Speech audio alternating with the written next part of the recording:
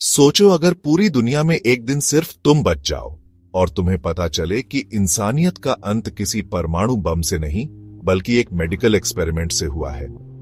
यह कहानी है अय्यान की, एक मेडिकल साइंटिस्ट जिसने एक वायरस को रोकने की दवाई बनाई थी, लेकिन वही दवाई बन गई दुनिया के सबसे बड़े विनाश की वजह। साल 2049, दुनिया की आबादी 9 अरब से ज्यादा हो चुकी थी। बीमारी हर गली हर देश में फैल रही थी।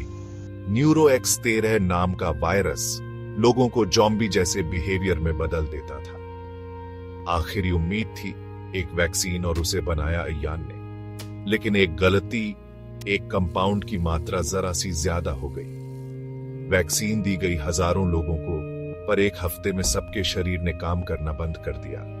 धीरे धीरे पूरी दुनिया सो गई, हमेशा के लिए।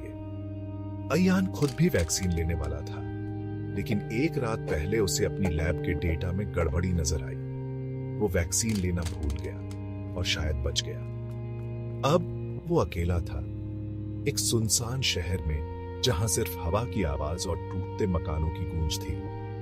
हर दिन वो अपनी लैब लौटता है, नई वैक्सीन बनाने के लिए, खुद को माफ करने के लिए, लेकिन कभी कभी उसे अपनी परछाई भी डराने लगती है।